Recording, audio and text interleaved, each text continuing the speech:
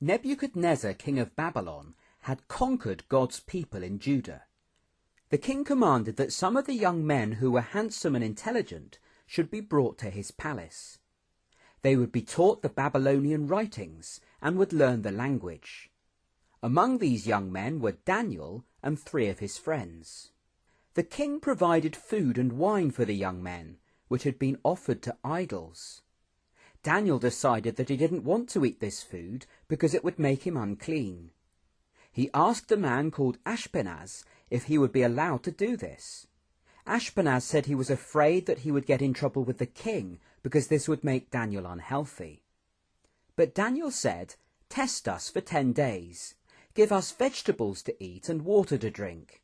Then see what we look like compared to the other young men."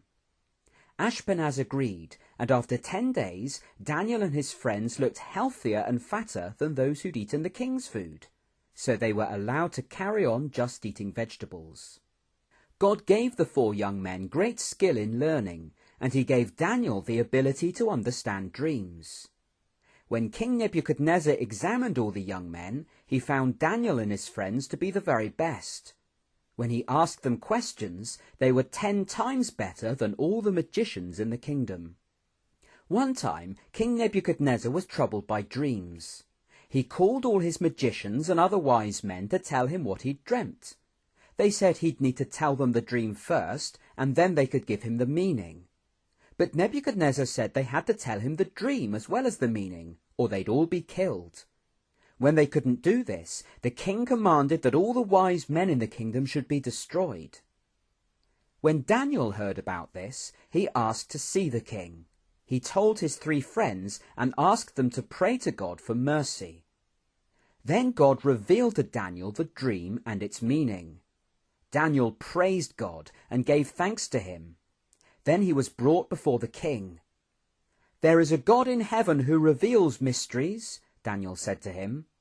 "This is what you saw in your dream, O king.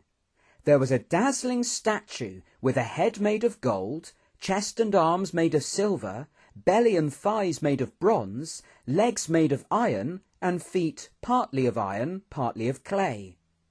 Then a stone was cut out, and it struck the statue's feet and broke them to pieces. And the stone became a mountain that filled the earth. This is what the dream means. You, O king, are like the head of gold. After you shall come a kingdom not as great as yours, like the silver. Then there'll be a 3rd kingdom like the bronze, and a 4th, strong as iron, but a kingdom that will become divided. In the days of that kingdom, God will set up a kingdom that will never be destroyed, like the stone which became a mountain filling the earth." When Nebuchadnezzar heard this, he fell on his face and said to Daniel, "Your God is the Lord of kings, who reveals mysteries." And he made Daniel ruler under him over the province of Babylon. We learn from this that God rewards obedience. Daniel stayed faithful to God when he was far from home, and God was with him and helped him. And we learn that God reveals mysteries. He knows what people dream and what will happen in the future, and can reveal it to people like he did to Daniel. And we learn that God rules forever. In the days of the 4th kingdom in the dream, the Roman Empire, God set up a kingdom that would never end, the kingdom of Jesus, which will fill the whole earth.